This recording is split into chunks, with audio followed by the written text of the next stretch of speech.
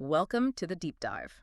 Today we're tackling a word that's, well, it's increasingly present in our global conversations. Collapse. Hmm. It's a term that conjures vivid, often pretty dramatic images, but what does it truly mean? Both historically, and for our own increasingly interconnected world. Indeed. And what's truly fascinating here, I think, is how we can systematically explore the multifaceted nature of collapse. We can do this by drawing from really a rich tapestry of sources. Okay. We'll move from archaeological revelations, things from ancient civilizations, right through to cutting-edge academic research on our most pressing contemporary global challenges. Right. Our mission today, essentially, is to meticulously unpack every layer of this concept. Yeah.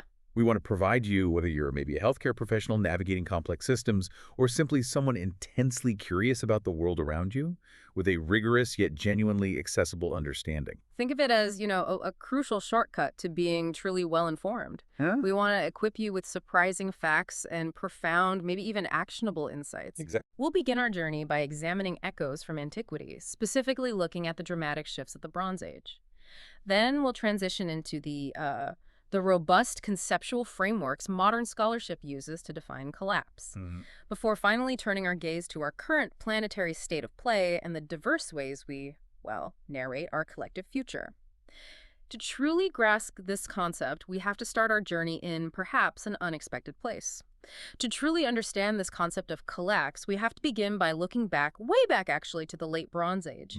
This was a period in the Aegean and Eastern Mediterranean, often depicted as a kind of golden era of truly flourishing, vibrant kingdoms. But what exactly was happening there? And, how grand was this world before its dramatic transformation? That's the perfect place to start. Fine. To truly appreciate the story of the late Bronze Age, we really must first immerse ourselves in its grandeur, because it's a scale of sophistication that many people find, well, surprising for that ancient period. Imagine a world characterized by opulent palaces, intricate long-distance trade networks, and a level of cultural exchange far more advanced than initial perceptions might suggest. Right. A prime example of this opulence, and perhaps one of the most evocative, is kingly Knossos on the island of Crete. Ah, yes, Knossos. This legendary site was really the undisputed center of Minoan civilization. It's steeped in myth, famously associated with the mythical King Minos and the Minotaur, housed within its fabled labyrinth. Right, the labyrinth. But the palace itself was not merely a royal residence. It was a sprawling, multi-storied complex, immense in its physical scale. It encompassed a remarkable 5 acres of meticulously designed architecture. 5 acres? Yes, it's vast, and its grandeur was further amplified by lavish and vibrant decoration. The walls were adorned with bright frescoes depicting mythical griffins, swaying palm trees, delicate water plants, images that speak to both artistic skill and, a deep connection to their natural environment. Incredible. And within its 15th century BC throne room, we find perhaps the most tangible symbol of its enduring power, the oldest stone throne discovered in the Mediterranean. The oldest. Indeed. So this rich decoration, the sheer monumental size of the palace, and the presence of such ancient regalia, it unequivocally demonstrates the immense power, wealth, and grandeur that these Bronze Age kingdoms achieved across the Aegean and Near Eastern worlds. They were, in essence, the superpowers of their time. So we're talking about a civilization that was not just advanced, but seemingly at the absolute peak of its power and influence. How deeply connected were these disparate kingdoms across the Mediterranean? Was this just, a localized phenomenon of prosperous city-states, or was it a truly globalized world for its era? Oh, it was profoundly interconnected, a truly globalized system for its era, far more than many realize. Really? Yes, and we have a powerful, almost tragic snapshot of life in the late Bronze Age, provided by the Ulubrun A shipwreck. shipwreck, right. It's a vessel excavated off Turkey's southwestern coast. This single ship, which regrettably never completed its final journey, serves as an astonishing testament to the extensive, far-reaching trade networks of the time. So what was on it? Well, its cargo was incredibly diverse, reflecting the vast geographic reach of Bronze Age commerce. On board, archaeologists discovered significant quantities of copper and tin ingots, the raw materials absolutely essential for the production of bronze, the very metal that defined this age. The essentials. Exactly. And alongside these crucial industrial commodities, the wreck yielded a wide variety of pottery, including both Canaanite and Mycenaean styles. That clearly indicates extensive cultural exchange and widespread distribution of manufactured goods across distant lands. Okay. Luxury items, too, highly coveted by elites across the region, were also part of the cargo, as were the more mundane but equally telling personal belongings of the crew and passengers. Personal items. Yes. And the ship itself was constructed from Lebanese cedar, a material suggesting origins from the Levant. This point is further supported by the Syro-Canaanite style of many personal items found aboard. All right. So this single shipwreck, therefore, powerfully illustrates the deep, complex, and dynamic interconnectedness of the Bronze Age kingdoms. Goods, ideas, even people moved freely and frequently across vast distances, weaving this rich tapestry of trade and interaction. That's truly incredible. It paints such a vivid picture of a dynamic and sophisticated ancient world that was far more integrated than we often imagine. Precisely. Given this rich history, how did archaeologists even begin to uncover these lost civilizations? What were some of the pivotal discoveries, and who were the pioneering individuals behind them? Well, the rediscovery of these ancient worlds was really driven by pioneering archaeologists, often fueled by a powerful blend of, scholarly curiosity and an almost mythical quest, sometimes even blurring the lines between the two. Okay. One such figure, quite famous, was Heinrich Schliemann. Schliemann, yes. Troy. Exactly. Driven by a fervent belief in the historical truth of Homer's epic poems, particularly the Iliad, Schliemann embarked on this quest for the legendary city of Troy at Hisarlik Hill, located near the Dardanelles in modern-day Turkey. And he found it. Well, beginning his excavations in 1870 and continuing for 2 decades, he unearthed not a single city, but rather a remarkable superposition of 7 successive levels of occupation, each representing a different phase of the city's long and layered history. 7 levels. Yes. He famously identified Level 2 as the Troy of Priam, primarily due to the presence of calcined or burnt vestiges, which he believed aligned perfectly with the Homeric texts describing the fiery destruction of Troy. Right, the burning of Troy. Now, later revisions and subsequent archaeological interpretations have offered differing perspectives on which specific layer corresponds to the legendary city, but his initial findings were nothing short of revolutionary. They proved the existence of a sophisticated ancient civilization in the region. And he worked elsewhere too, didn't he? Oh, yes. Schliemann's successes weren't limited to Troy. He also achieved significant breakthroughs at Mycenae in Greece, the legendary home of King Agamemnon. Oh, I see. There, he uncovered astonishing treasures, including magnificent gold masks. You've probably seen images of the Mask of Agamemnon. Yes, I have. Exquisite vases, goblets, intricate gold daggers adorned with hunting scenes, and numerous other objects featuring fascinating animal motifs. All of this further revealing the advanced artistic and metallurgical sophistication of the era. His work profoundly reshaped our understanding of the Mycenaean civilization. And what about Crete, the heart of Minoan civilization? How did our understanding of their culture, particularly their intriguing writing systems, come about? Crete. Another pivotal figure emerged there, Arthur Evans, a British archaeologist and art historian. Evans, right. He arrived on the island in 1894. Initially drawn by his interest in pictographic writing, he observed on ancient Cretan seals being sold in local markets. He had this strong conviction, a hunch really, that the Mycenaeans living in Crete possessed their own unique form of writing, distinct from anything known on the mainland. So he was looking for writing. Exactly. Through diligent efforts, meticulously collecting these inscribed stones from village to village, he eventually made a monumental discovery. Not one, but 3 distinct writing systems on the island. Sweet. Yes. The earliest was hieroglyphic Cretan, in use from roughly 2000 to 1650 BC. This system was syllabic, meaning its symbols represent syllables rather than individual letters, and examples have been found on seals, clay impressions, incised on vases, stone objects, clay tablets, showcasing its diverse applications. Okay. The system coexisted for a time with Linear A, which appeared around 1850 BC and was used until 1450 BC, similarly incised on stone and clay. Still undeciphered. Still undeciphered, wow. Largely, yes. But then, around 1900, during his excavations at the vast palace of Knossos, Evans made his most significant discovery. Linear B. And that one we can read? Yes. Understanding Linear B proved to be a profound breakthrough for deciphering this ancient world. It revealed the administrative intricacies of Minoan and later Mycenaean societies. Its practical utility is strikingly evident in the examples found. How so? We find ideograms clearly representing numbers, demonstrating a sophisticated system for counting and inventory. For instance, a single vertical stroke denoted 1, 4 strokes for 5, a horizontal line for 10, 3 horizontal lines, and 3 vertical strokes for 33, a circle for 100. Okay, so quite detailed. Very detailed. What's up? A circle with 2 small circles inside meant 100, 202. A circle with a cross inside was 10,000, and a complex symbol involving multiple circles and lines represented 24,352. That's incredible precision for an ancient system. So they weren't just abstract symbols, but highly practical tools for record keeping, almost like an ancient spreadsheet. Exactly. It truly reveals a level of administrative and economic sophistication far beyond what we might stereotype as ancient. These weren't just abstract symbols, they were highly practical tools. Tablets written in Linear B meticulously record different types of wheels, detailing inventory for chariots or carts, and providing comprehensive lists of possessions.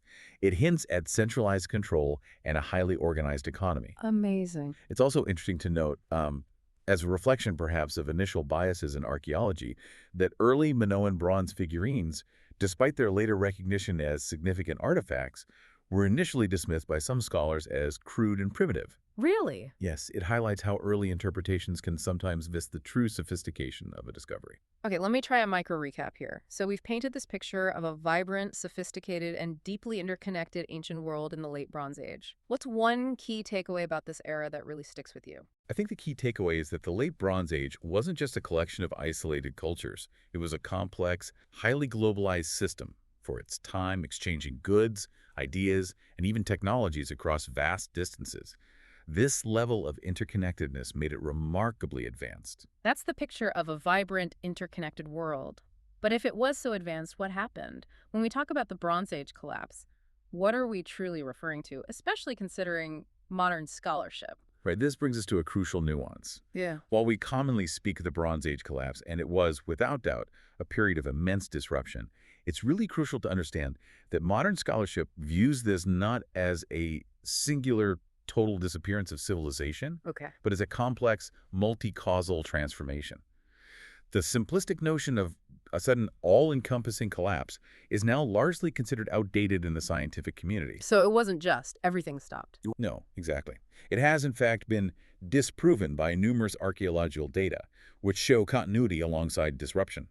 Scholars like Guy Middleton, for example, emphasize the paramount importance of sociopolitical factors over solely environmental ones in driving ancient societal shifts.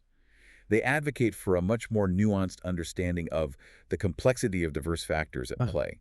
It wasn't just one thing, like drought or invaders, although those likely played roles. So less collapse, more transformation. Precisely. This contemporary perspective shifts from a narrative of absolute ruin to one of dynamic change and adaptation.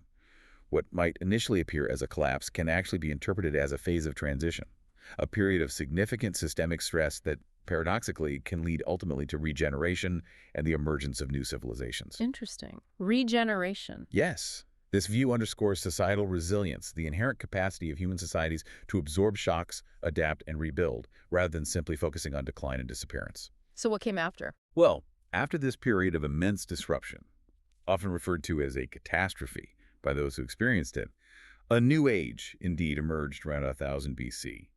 This era gave rise to new powers and structures. We saw the rise of powerful new entities, including the Neo-Hittites in Anatolia and Syria, the Israelites, Philistines, and Phoenicians in the former lands of Canaan, Right. and the Greeks in mainland Greece, and the Aegean Islands, who would eventually lay the foundations for classical Greek civilization. And innovations, too. Crucially, yes. This period also witnessed significant innovations that would profoundly shape future communication and knowledge dissemination. Most notably, the regular use of the alphabet, which ultimately superseded the more complex syllabic systems like Linear B. Okay, let's do a mega recap for this chapter. So the collapse wasn't necessarily a sudden end, but more of a dramatic, profound restructuring. It highlights how these incredibly advanced and interconnected past societies face systemic shifts that forced radical transformations, reminding us about the fragility, maybe, of complex systems. Exactly. It's a powerful echo from Antiquity. The real revelation isn't just the grandeur, but how this intricate, globalized system shifted under pressures that, well, some argue, eerily mirror our own modern vulnerabilities. It reminds us that even the most advanced societies aren't immune to dramatic transformation. The echoes of the Bronze Age really challenge our simplistic notions of collapse, but it forces us to ask, How much of that ancient experience can truly inform our modern world? I mean, given our unprecedented scale and technology today, are we really not as far removed as you suggested earlier? Let's unpack the modern academic understanding of what collapse really entails and why it's so relevant to us today.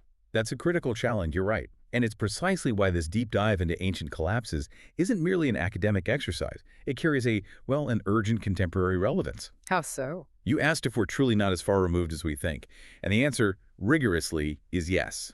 We are not as far removed from those days as one might think. Just think about the recent global experience of COVID-19. It served as a stark and immediate reminder, didn't it?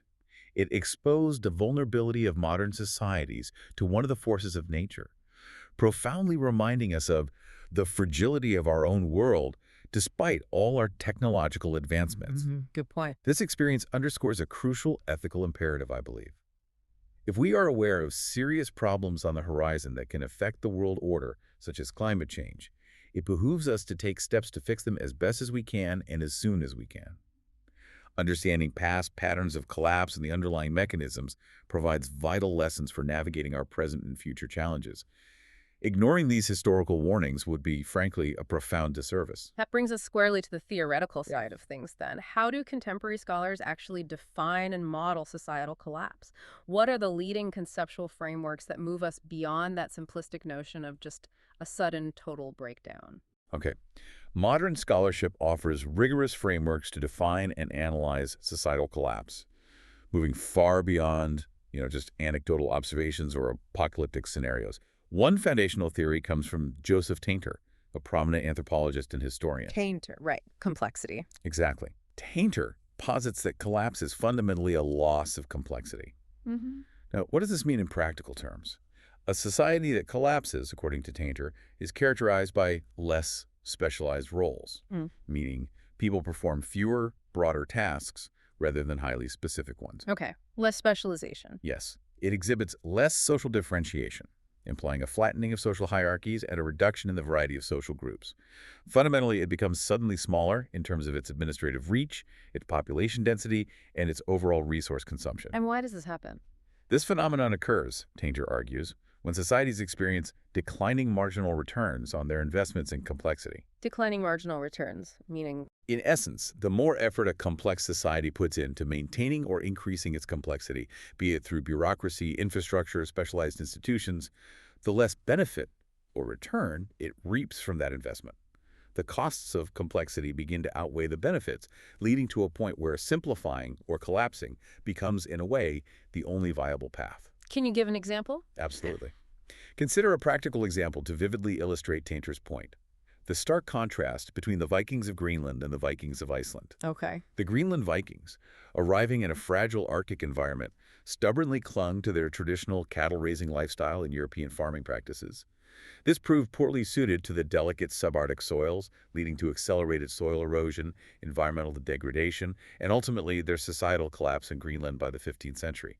They disappeared. Right. They failed to adapt. Exactly. In stark contrast, the Iceland Vikings, facing similar environmental constraints, demonstrated remarkable adaptability. They diversified their diet, shifted towards more sustainable fishing and hunting practices, and altered their farming methods to align with their local environment, thus ensuring their long-term survival and prosperity. Tainter's theory even extends to innovation itself. He argues that technical innovation, too, is subject to diminishing returns, meaning that even our most ingenious solutions can eventually become less effective or prohibitively expensive over time, requiring ever more effort for diminishing returns. That's a powerful and, somewhat counterintuitive idea that complexity, which we often associate with progress, can actually become a burden, leading to decline. What about the concept of societies exceeding their environmental limits? How does that factor into collapse? This leads us directly to William Catton's overshoot concept, which is profoundly relevant to our current global situation. Catton defines overshoot as a population's growth beyond the carrying capacity of an environment. Carrying capacity refers to the maximum population size of a species that the environment can sustain indefinitely, given the available resources. Okay.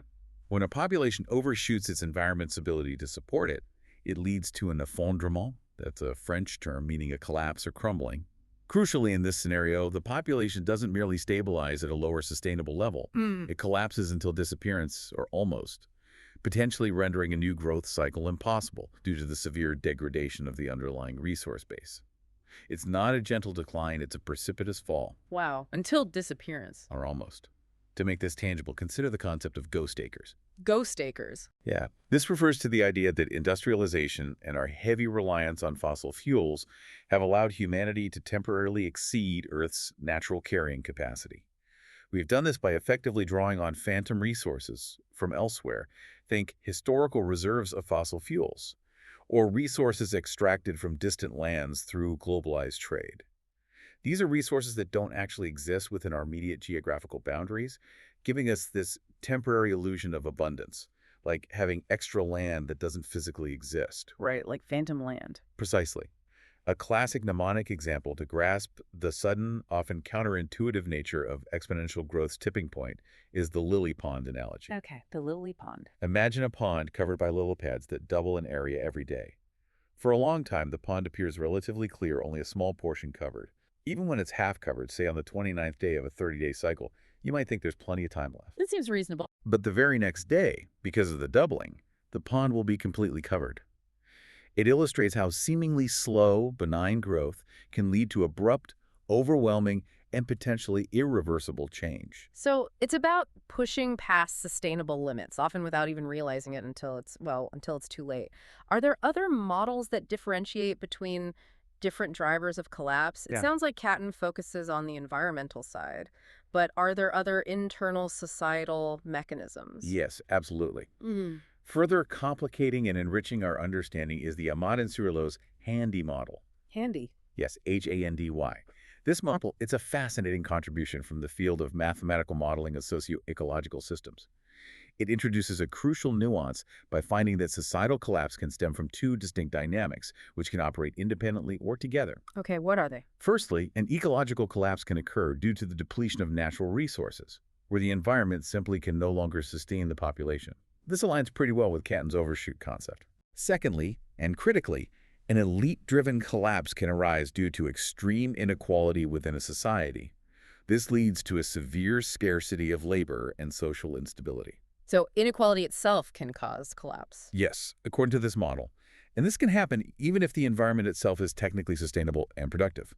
The profound implication of this model, verified through simulations, is that solving one does not necessarily solve the other. Ah, I see. You can meticulously address ecological depletion, implement sustainable practices, but if extreme social inequality persists, where a small elite accumulates vast wealth while the majority struggle to win, the society might still collapse due to internal social pressures, unrest, and a breakdown of social cohesion. That's quite a finding.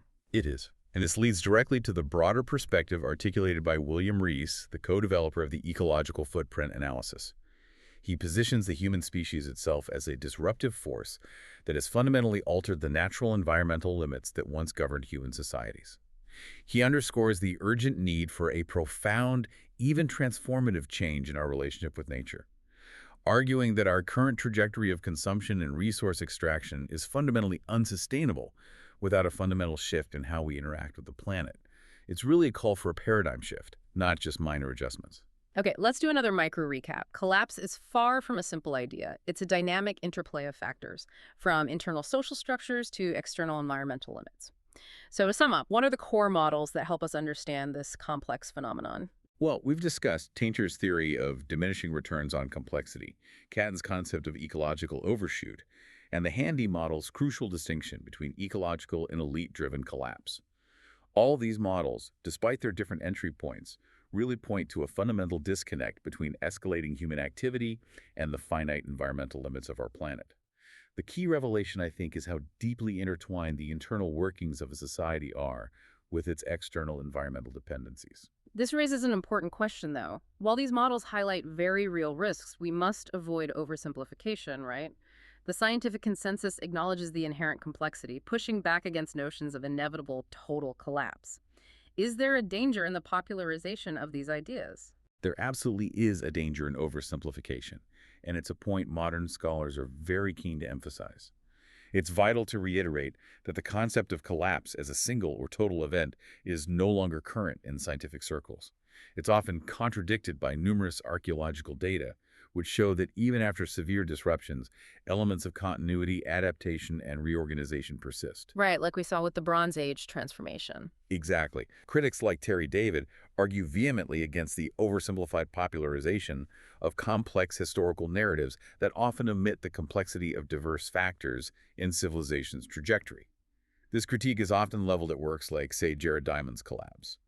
Not for being entirely wrong, necessarily, but for sometimes overemphasizing single causes or overly neat narratives of societal failure. So how do scholars view it instead? Instead, contemporary scholars emphasize a continuous process of complexity development and decline.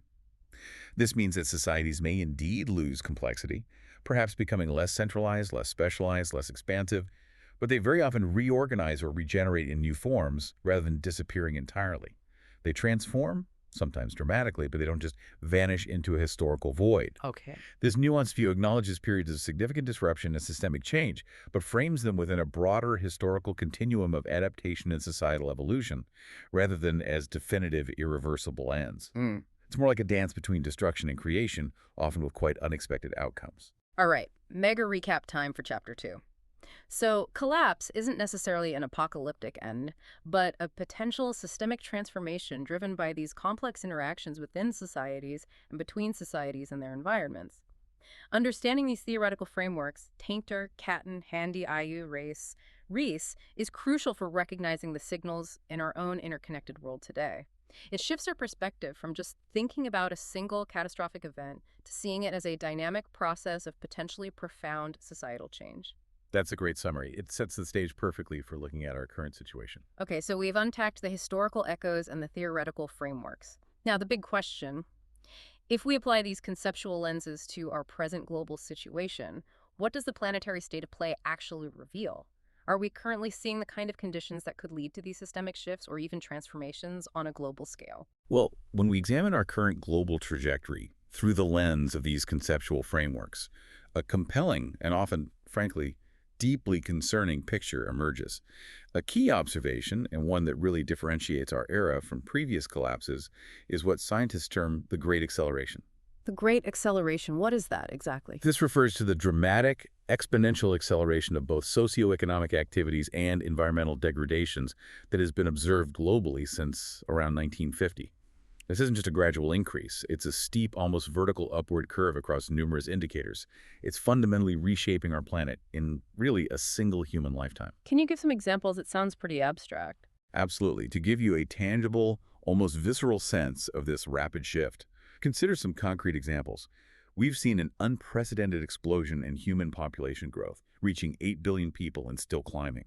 There's been a soaring consumption of fertilizers for agriculture, drastically altering global nitrogen and phosphorus cycles. Global water usage has dramatically increased for agriculture, industry, domestic use, pushing hydrological systems to their limits. Paper production has skyrocketed, reflecting vast increases in consumption and industrial activity. The construction of dams worldwide has surged, fundamentally altering river systems and ecosystems. And foreign direct investments have seen an unprecedented exponential rise, knitting together a deeply interdependent global economy. Wow. Okay, that's a lot. It is. These are just a few illustrations of the profound and rapid shifts in human activity, all contributing to this exponential acceleration, which fundamentally and rapidly alters the Earth system. It's a scale of change previously unimaginable. That's a lot of rapid intertwined change in a very short historical period. How does this great acceleration translate into tangible social and political fragilities that could lead to these systemic shifts? The acceleration translates directly, almost instantaneously, into heightened social and political fragilities, creating this complex web of interconnected issues. Let's first look at poverty and inequality. Okay. On the positive side, it's important to acknowledge significant progress. We have observed a remarkable reduction in extreme poverty, with a proportion of people living on less than $1.25 per day in developing countries decreasing from 47% in 1990 to 14% by 2015. Globally, this figure dropped from 36% to 12% over the same period. That's good news. It represents a substantial 69% reduction in developing countries, or 57% if we exclude China's immense contribution. This is a genuinely positive development in human history, no question. However, this progress is immediately and starkly contrasted by an alarming simultaneous rise in inequalities. The data is unequivocal. The top 1% captured more than twice as much growth as the bottom 50% between 1980 and 2016. Twice as much. Yes, specifically accounting for 27% of new wealth growth versus only 12% for the entire bottom half of the global population. Yeah. This stark disparity highlights that it is, frankly, an illusion to believe that we can combat one poverty without comprehensively addressing the other inequality. They are inextricably linked. So addressing poverty alone isn't enough. Exactly. Think of it like a multifactorial syndrome in a clinical setting, as many of our listeners might understand. If you're a nurse, you know that treating one symptom, say a fever, without addressing the underlying infection that causes it, leads to poor and often recurring outcomes. Right. Similarly, addressing poverty without tackling systemic inequality is like treating a symptom without curing the fundamental disease of societal imbalance. It's a superficial fix to a deep structural problem. And what role do conflict and mass displacement play in this increasingly fragile global landscape? Are they symptoms or drivers or maybe both? They are critical amplifiers and indeed both symptoms and drivers of these interconnected fragilities. Conflict and mass displacement are deeply, tragically intertwined with the issues of poverty, inequality, and resource scarcity. Consider this statistic. Food insecurity is one of the biggest factors in triggering armed conflicts. Wow. It's a stark and tragic reality underscored by the fact that 489 million out of 815 million undernourished people globally live in conflict-affected countries. Malnutrition weakens populations, fuels resentment, and lowers thresholds for violence. And climate change factors in here too. Absolutely. Beyond these direct links, climate change directly and indirectly increases probabilities of violence. Yeah. It does this by rendering certain areas uninhabitable due to rising sea levels, desertification, or extreme weather, which in turn causes mass displacement. Right. People have to move. Exactly. And even if these displacements are not initially conflict-initiated, meaning people are fleeing environmental collapse, not war, they can engender violence as large populations move into new areas, competing for shrinking resources, straining existing social infrastructures, or facing social unrest and xenophobia in host communities. It creates this dangerous domino effect across human systems. So these aren't just environmental problems, but humanitarian and security crises too, amplifying each other. And what about the systems of governance themselves? Are our democracies and international institutions actually equipped to handle these increasingly complex, long-term challenges? This brings us to significant fundamental challenges to democracy and global stability. It's becoming increasingly evident that democratic mechanisms are inadequate for effectively addressing long-term environmental challenges. These often require decisive, rapid, and sometimes unpopular actions that span decades, which is difficult for short electoral cycles. Right. Politicians think about the next election. Often. Yes. International agreements, for instance, designed to tackle global issues like climate change, are often protracted in their negotiation, incredibly complex in their implementation, and ultimately far too often inconclusive in their impact. We see examples like the United States not ratifying the Kyoto Protocol, or nations like Japan, Iceland, and Norway infringing whaling regulations despite international accords. So lack of enforcement. Yes, these cases demonstrate a clear lack of effective supranational enforcement mechanisms, fundamentally undermining the collective ability to act decisively on global issues.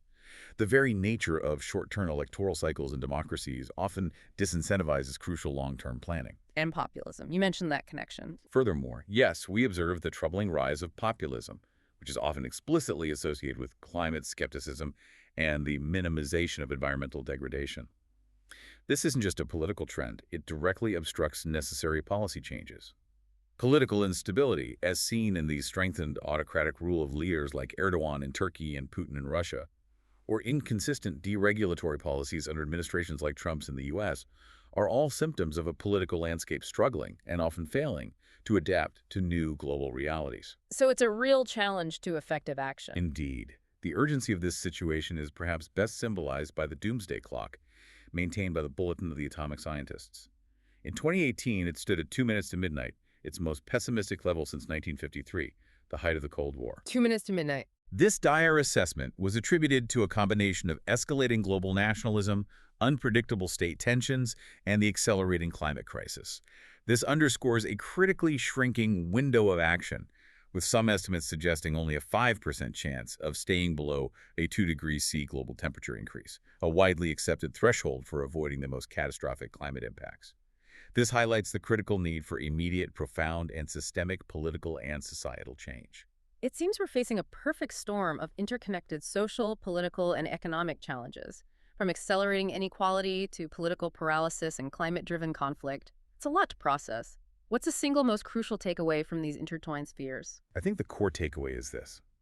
While some progress has been made on issues like extreme poverty, the combination of accelerating inequalities, escalating conflicts driven by resource scarcity and climate impact, and democratic systems struggling to respond quickly collectively create an increasingly volatile and unstable foundation for our world.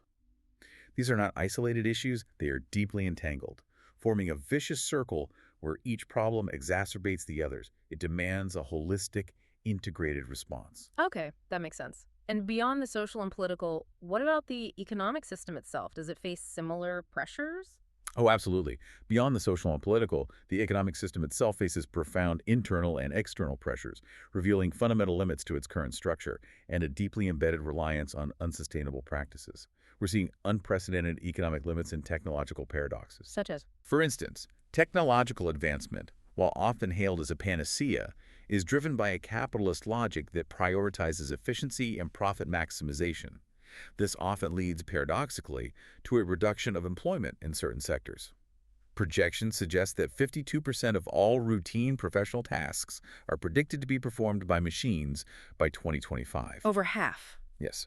While this can increase productivity and create new jobs in other areas, it raises significant societal questions about labor displacement, social welfare, and the distribution of wealth generated by that automation. And the costs of environmental damage. Furthermore, the economic costs of environmental damage are no longer abstract future concerns. They're already staggering and rapidly escalating. Natural disasters now cause economic losses of $250 to $300 billion per year, with significant future losses projected for major economies, particularly developed in large emerging countries, which are often concentrated in vulnerable coastal or resource-dependent regions. This highlights how environmental degradation directly undermines economic stability and human well-being. It's not an external cost, it's an intrinsic vulnerability. Right. Then there's this idea of decoupling economic growth from environmental impact. Does that hold up? Well, that brings us to the pervasive myth of decoupling. This refers to the idea that economic growth can be separated from environmental impact. While it's true that energy consumption per GDP point has decreased, a phenomenon known as relative decoupling, meaning we're using less energy per unit of economic output. So we're more efficient. Yes, Yeah. relatively more efficient. Yeah. But the sheer explosion of global GDP has increased greenhouse gas emissions much more significantly. This illustrates the rebound effect, famously known as the Jevons paradox, where efficiency gains are offset or even surpassed by increased consumption. To put it simply, it's like having a more fuel-efficient car but driving it twice as much. The overall fuel consumption, and thus emissions, still goes up. We become more efficient at consuming more. So relative decoupling isn't enough. Not nearly enough for absolute reduction. Critically, the neoclassical economic doxa, that is, the common, often unquestioned belief embedded in mainstream economic thought that reproducible capital, meaning technology, infrastructure, manufactured goods, can indefinitely substitute natural capital, is a deeply flawed premise. Why flawed? Because material resources are fundamentally finite. Technology, no matter how advanced or ingenious, cannot create matter or energy from nothing. This means that growth has fundamental limits. The seminal The Limits to Growth report, published by Meadows et al. Back in 1972 for the Club of Rome, famously predicted a system collapse around 2015-2030 under a business-as-usual scenario. And has that been revisited? Disturbingly, yes. Subsequent revisions, conducted decades later by independent researchers using updated data, have repeatedly confirmed this finding, indicating that we are largely still on that trajectory. The core message remains stark. Exponential growth in a finite world is simply, mathematically, and ecologically unsustainable in the long run. Can you illustrate that absurdity? Sure. To truly illustrate the absurdity of perpetual exponential growth, a seemingly modest 2% annual GDP growth implies producing 9,600 times more energy in just 463 years than today. That amount is equivalent to all the energy received from the sun. 9,600 times. That's staggering. It highlights the urgent need to understand concepts like resilience, a system's inherent capacity to absorb shocks and transform without losing its core function, and carrying capacity, or biocapacity, which refers to the maximum population size and consumption level that the environment can sustain indefinitely without degradation. These are crucial concepts for recognizing system thresholds before they are irrevocably crossed, pushing us into potentially irreversible states. So our economic model, even with its technological advancements, is running up against hard biophysical limits. This is a critical point. What about the direct impact on the planet's actual resources, the physical stuff we depend on every day? Exactly. Our current economic model directly drives severe environmental degradation through relentless resource depletion. Let's start with fossil fuels, which cause an impasse énergétique, or an energy dead end. Global oil consumption is currently between 2 and 4 times more than we discover each year. We use more than we find. Significantly more. A clearly unsustainable rate that cannot persist. While coal reserves are indeed larger and its production is currently increasing, the overall trend points to a future with, quote, less fossil resources and more expensive fossil resources. And harder to get out. Precisely. This isn't just about scarcity. It's about the increasing difficulty of extraction, which is further exacerbated by the critical concept of energy return on investment, EROI. EROI measures the ratio of energy delivered by an energy source to the energy used to extract and process it. As fossil fuels become harder to extract, requiring deeper wells, more complex technologies, more energy-intensive processes, the energy required to get them out increases, leading to a net energy cliff where the usable energy diminishes significantly. We're spending more and more energy just to get energy. What about metals needed for green tech? Metallic resources, which are absolutely crucial for so-called green technologies like solar panels, wind turbines, electric vehicle batteries, they are also under immense pressure. Their extraction and refining alone account for 8% to 10% of global energy consumption. Furthermore, recycling, while beneficial, often results in downcycling, producing lower quality material that still requires significant virgin inputs for high-quality applications. Even sand. You mentioned sand earlier. Yes, even seemingly mundane resources like sand are facing scarcity. Once considered infinitely abundant, sand is now primarily sourced from seabeds due to an explosion of human activities like massive building construction and colossal infrastructure projects. Think artificial islands for ports or skyscrapers like the Burj Khalifa. We're literally running out of construction-grade sand in some places. Running out of sand and water. Freshwater scarcity is another looming crisis, perhaps one of the most immediate for many communities globally. The UN predicts a global water deficit of 40% by 2030. 40% by 2030. That's soon. A mere 6 years from now. This deficit is driven by a trifecta of factors: population increase, rising per capita water usage for agriculture, industry, personal consumption, and critically, climate change altering precipitation patterns.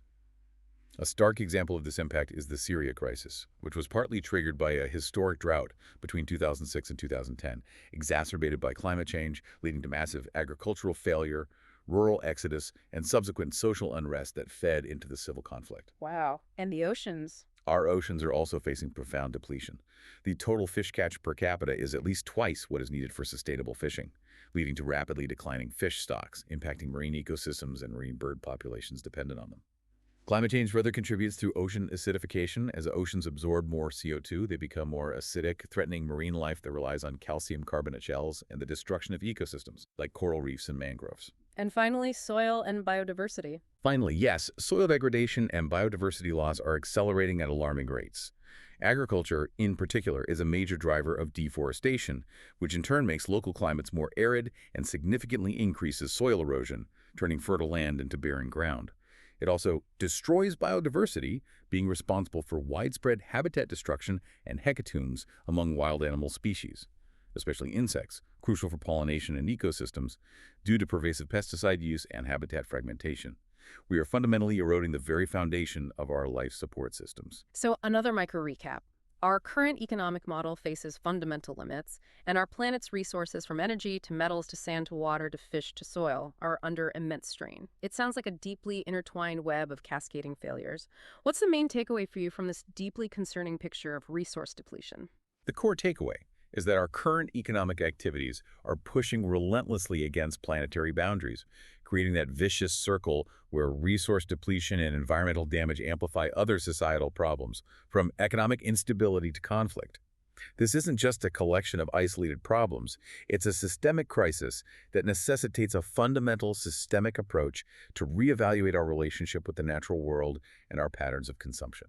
Which brings us to the planetary boundaries themselves. Exactly. This comprehensive diagnosis of social, political, and economic fragilities, alongside the severe depletion of resources, leads us to the most encompassing environmental dimension: the changes to the Earth system itself, encapsulated by the groundbreaking planetary boundaries framework. Okay, explain that framework. Introduced by a team of leading Earth system scientists led by Johann Rockström back in 2009, this concept defines a safe operating space for humanity to thrive within. Crossing these boundaries risks triggering nonlinear transformations in the Earth system that can be irreversible, leading to new, potentially less hospitable or even hostile states for human civilization. These are global thresholds beyond which Earth systems can no longer regulate themselves as they have for millennia, resulting in abrupt and potentially catastrophic environmental change. And have we crossed any? Alarmingly, yes. Humanity has already transgressed several critical planetary boundaries. Climate change is perhaps the most widely recognized example. We are seeing rapidly increasing atmospheric CO2 emissions, the rapid melting of permafrost releasing potent greenhouse gases like methane, Right. and stark projections for sea level rise, such as 5 meters in 200 years and a staggering 17 meters in 3,000 years from Antarctic deglaciation alone, not even accounting for other ice melt or thermal expansion from warming oceans. These are not minor shifts. They are reconfigurations of global geography. 5 meters. 17 meters. Then there's biosphere integrity. This boundary is strongly regressed everywhere. It's critical for life support, and it has been profoundly breached. Evidence includes a shocking 60% decline in wild vertebrate populations between 1970 and 2014 globally, 60%. and a dramatic 41% of insect species threatened with extinction. This represents humanity's direct role in what many are calling the fifth mass extinction event in Earth's history, a loss of biodiversity on a geological scale. The fifth mass extinction caused by us. That's the assessment. The nitrogen and phosphorus cycles have been severely altered due to massive industrial-scale fertilizer use in agriculture. This excess nutrient runoff creates over 400 dead zones in oceans, totaling an area larger than the United Kingdom where marine life cannot survive due to lack of oxygen. Dead zones larger than the UK. Land system change, e.g. deforestation, urbanization, and freshwater use are also critical. While these changes might start locally or regionally, they have cascading effects that can trigger global tipping points. Some studies even argue that the freshwater use boundary has already been crossed globally, indicating a systemic over-extraction of this vital resource. Okay. What about pollution? Beyond these specific boundaries, there's the pervasive global spread of pollution, notably microplastics. They're found even in remote locations like the Pyrenees Mountains at 1,425 meters altitude, far from direct human habitation, demonstrating their ubiquitous presence in the environment. And it turns out plastic degradation itself emits greenhouse gases, further exacerbating climate change, a grim feedback loop. Microplastics everywhere, emitting greenhouse gases and tipping points. Finally, yes, we must understand tipping points and feedbacks. Tipping points are critical thresholds where a small change can lead to large, self-reinforcing, and often irreversible shifts in a system. Examples include the Amazon rainforest potentially transforming irreversibly into a savanna, or the collapse of major ice sheets. Right. Irreversible shifts. This is accelerated by positive feedbacks, which are mechanisms that amplify the initial change. For example, melting Arctic ice reduces Earth's reflectivity, albedo, leading to more warming, which in turn melts more ice, further accelerating warming. It's a reinforcing cycle. Conversely, negative feedbacks, which would normally moderate change and stabilize the Earth system, are weakening due to human forcing. This allows the Earth system to accelerate towards new, potentially less hospitable states. We are essentially disarming Earth's own regulatory mechanisms. Okay, mega recap for Chapter 3. So we've gone from the big picture of interconnectedness and the great acceleration to the alarming specifics of planetary boundaries being crossed: climate, biodiversity, chemical cycles, land, water. It's a comprehensive and meticulously detailed diagnosis of the state of our world. It shows that environmental problems are deeply interwoven with social, political, and economic ones, creating this complex, vicious circle that we must confront systemically. The crucial takeaway here seems to be that these aren't just overlapping problems, they form a single, accelerating syndrome our planet is experiencing, demanding a holistic diagnosis and a fundamentally different approach. Precisely. It's a systemic challenge requiring systemic understanding and, likely, systemic solutions. We've just navigated a profound diagnosis of our planetary situation, from historical patterns of collapse to the alarming specifics of our current global challenges. It's a lot to process, isn't it?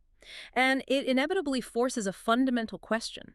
How do humans collectively make sense of all this? What stories do we tell ourselves about the past, present, and future? And how do these deeply ingrained ways of perceiving time, what you call chronosophies, shape our individual and collective responses to the very real possibility of profound systemic change or even collapse? That's an excellent and indeed crucial question, and it brings us to the very core of human interpretation of history and destiny. A chronosophy fundamentally is the way we conceive the history of humanity. It's our inherent representation of time and the intricate relationship we perceive between the past, the present, and the future. So, our philosophy of time, basically. Essentially, yes. But these underlying beliefs are not merely academic or abstract. They're deeply influential.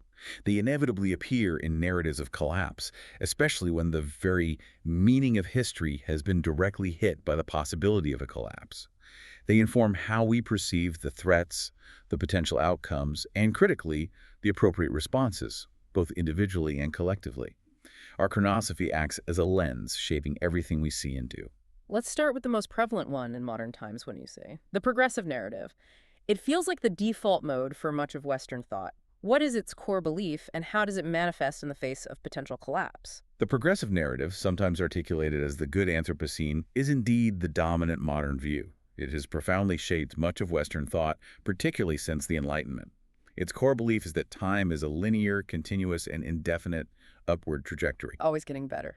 Exactly. It envisions a relentless march towards a brighter, more perfect future, where humanity is constantly improving, overcoming challenges, and mastering its environment. This isn't just optimism. It's a deep-seated conviction that the future is inherently better, driven by human ingenuity. And technology plays a big role. A huge role. This perspective is characterized by a strong techno-optimism and a profound belief in human mastery over nature. There's an unwavering faith in the omnipotence of techniques and a conviction that scientific and technological progress will inevitably solve all problems, including the most complex environmental and social ones we now face. Like geoengineering. Precisely. This manifests concretely in concepts like geoengineering, the deliberate large-scale alteration of Earth's climate, for example, by injecting aerosols into the stratosphere to reflect sunlight to counteract global warming.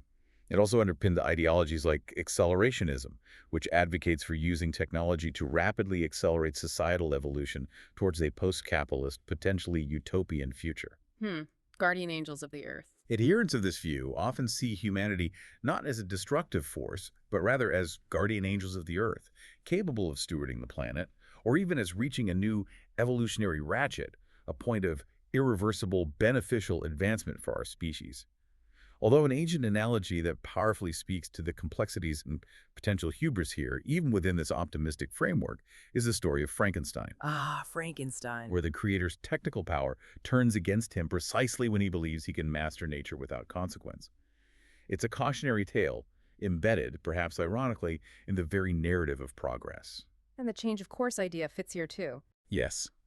Within this progressive chronosophy, we also find the narrative of the change of course, championed by figures like Joanna Macy, a prominent environmental activist and scholar. This perspective, while acknowledging current crises, posits that humanity is currently undergoing a radical shift from a self-destructive industrial growth society to a life-compatible society. It views the future as more harmonious and promises increased well-being. It's framed as humanity achieving a new maturity or embarking on a path of conscious growth, a deliberate evolution beyond past mistakes.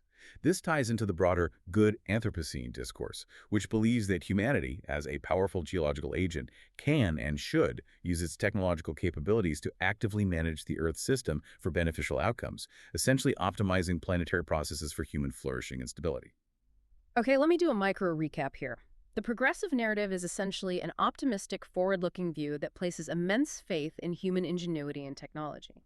So what's the core belief driving it, and how does it ultimately attempt to solve the dilemmas we've discussed? It's the deep-seated belief in humanity's infinite capacity for improvement, driven primarily by continuous technological and scientific advancement. This view holds a linear understanding of history, where the future is inherently better, even if we have to actively engineer it to be so. The solution, therefore, is more innovation, more management, and more control. The underlying assumption is that problems are merely puzzles awaiting a clever solution. Okay, now what's the stark contrast to that? Well, in stark contrast to the progressive view, we find the regressive or apocalyptic narrative, often termed the bad Anthropocene, as well as the distinct, though sometimes conflated, retrospective narrative. Let's start with the regressive apocalyptic one. That sounds intense. It is. Its core belief is a profoundly pessimistic one. It envisions an inevitable decline and continuous descent towards a perpetually worse state, frequently culminating in total destruction or mass mortality. This isn't just a concern, it's a conviction. So collapse is unavoidable in this view. Yes, texts adhering to this chronosophy are saturated with terms like failure, chaos, disaster, breakdown, and catastrophes. They reflect a pervasive sense of societal disintegration and an ineluctable catastrophe from which there is no escape. Proponents like Piero San Giorgio, a prominent figure in the collapsology movement, assert definitively that collapse is ineluctable and will happen in the very near future. And what do they suggest doing? He advocates for radical individual and local preparation, urging the building of autonomous sustainable bases, BLIDs, as a means of survival for those who can afford or manage it. Yves Cochet, a French politician and former environment minister, is another prominent voice here. He also predicts an ineluctable collapse, and strikingly, in a 2019 publication, even suggested it could begin in 2020, with COVID-19 potentially serving as the initial trigger. Wow. His focus is on minimizing the number of deaths through this anticipated period of widespread wars, famines, and epidemics. He emphasizes that widespread suffering and death are almost certain and must be prepared for. So it's a very bleak outlook. Extremely. This narrative often includes an explicit and fierce critique of modern progress. It challenges the very idea of continuous societal advancement, highlighting a perceived irresponsibility of politicians, and exposing what it views as the dysfunctional, cannibalistic, and destructive nature of the current financial and industrial system. It sees the system as inherently self-destructive and actively driving us towards ruin. Harold Welzer, a German sociologist, for example, predicts a future where wars and conflicts will become the normal and permanent social state due to ongoing environmental degradation and resource scarcity. And the emphasis is on suffering. Yes, this perspective's emphasis on suffering is palpable. It portrays a grim future where life becomes uglier, resources dwindle, and a reversion to barbarism may tragically emerge as social structures break down. It's a very raw, unflinching vision. That's a powerful and undeniably grim counterpoint to the progressive narrative. Okay, micro recap. What's the central tenet of this regressive or apocalyptic view, and how does it manifest in terms of proposed actions or philosophies? It's the conviction of an unavoidable, catastrophic descent driven by inherent, unfixable flaws in our current system. This leads to a profound focus on individual or local survival and minimizing the inevitable suffering rather than attempting to prevent the collapse itself. It directly and quite aggressively confronts the Enlightenment idea of continuous progress as a dangerous delusion. Okay. Now, what about the retrospective narrative? How is that different? Right. Moving to the retrospective narrative, which is distinct from the regressive, though sometimes confused with it because it also looks back, its core belief is that humanity has strayed from an ideal or better former state. It places the summum bonum, the greatest good or peak of human flourishing, firmly in the past. This isn't about an inevitable crash into the future, but a kind of melancholic yearning for a lost way of being, a departure from a path that once was right. So, looking back for wisdom. Exactly. Fields like eco-psychology are central to this perspective. They highlight a process of alienation, disconnection, disenchantment, and derooting from nature as the fundamental source of our modern maladies. The core premise here is that the Earth is sick because of human sickness, a sickness stemming from our estrangement from the natural world. Okay. Therefore, they advocate for reconnecting to nature, often by drawing inspiration from primitive peoples or indigenous cultures who are believed to have maintained a more harmonious and integrated relationship with the natural world, operating within its limits rather than seeking to dominate it. Returning to nature, in a sense. Yes. The goal is a profound cultural and psychological shift, to return to an earlier relationship with nature, to reunite conscious and unconscious dimensions of our psyche, and reharmonize with nature by rediscovering our primitive matrix, our fundamental primal connection to the earth. While it carries a definite melancholy for a lost golden age, it simultaneously holds out the hope of a beneficial return, a deliberate demodernization or cultural reorientation to reclaim what has been lost for the sake of survival and spiritual well-being. Micro recap again. So this perspective isn't about moving forward or collapsing entirely, but about reclaiming something lost, a wisdom from the past. What's the core message here, and how does it propose we solve our current predicament? It's the belief that our profound problems stem from a fundamental departure from a harmonious past with nature, a deep spiritual and ecological imbalance. The solutions, therefore, lie in a reconnection or return to those earlier, wiser ways of being, even if that means a deliberate demodernization and a shedding of much of what we currently consider progress. It's about healing our relationship with the earth, looking backwards for the cure. Okay, so we've had progressive, regressive, apocalyptic, and retrospective. What's left? Finally, we arrive at the cyclical narrative. This offers a distinctly different, perhaps more ancient, take on change and collapse. Cyclical, like seasons. Exactly. Its core belief is that history, much like natural processes, the turning of seasons, the life cycle of a forest, the ebb and flow of tides, operates in a series of repeating patterns. Birth, growth, stagnation, and decline, followed inevitably by regeneration, new birth, or recommencement. This is essentially the myth of eternal return, a concept deeply embedded in ancient societies, Eastern philosophies, and observation of natural processes. It suggests that nothing truly ends, but rather transforms and renews itself. So collapse isn't the end, but part of a cycle. Precisely. Within this framework, collapse is often framed not as an end, but as an opportunity for radical transformation and renewal. Proponents like Pablo Servigne and Raphael Stevens, central figures in the French collapsology movement, openly speak of collapse as rebirth. They argue that natural ecosystems undergo adaptive cycles of burning and regeneration. A forest fire, for instance, seems destructive, but clears old growth, returning nutrients to the soil, allowing new life to emerge stronger. Desired collapses. That sounds provocative. It is. They even speak of desired collapses, not that one wishes for suffering, but that certain systemic breakdowns might be necessary to allow for fundamental renewal and an emergence after devastation. It suggests a transformative potential within periods of crisis. And resilience fits here. Very much so. This perspective strongly emphasizes societal resilience, the inherent capacity of systems to absorb shocks, adapt, and ultimately transform. It often employs powerful metaphors of metamorphosis, such as a caterpillar transforming into a butterfly, where the caterpillar literally dissolves into a goo before reforming, Right. or the healing process after profound trauma. It suggests that even after immense suffering and breakdown, a return to life and a restructuring are not only possible, but part of a natural cycle. Carolyn Baker, an American psychologist and author focused on collapse awareness while also acknowledging a retrogressive path, frequently highlights the idea that every end is followed by a new beginning, a new cycle. For example, she describes the period of 2020-2059 as having distinct stages: the end of the world as we know it, the collapse itself, an interval of survival, the transition period, and then the beginning of a renaissance, the new emergence. So there's always hope for renewal. That's the core idea. This cyclical view often seeks to reconcile seemingly opposing perspectives, finding that complex systems inevitably experience emergences and collapses, calm periods and cataclysms, but crucially, they also contain seeds of hope. The inherent potential for renewal and new forms of organization persists even in periods of extreme disruption. Okay, final micro recap for the narratives. The cyclical view offers a sense of hope and continuity, even amidst what seems like chaos, framing collapse as a necessary part of a larger natural process.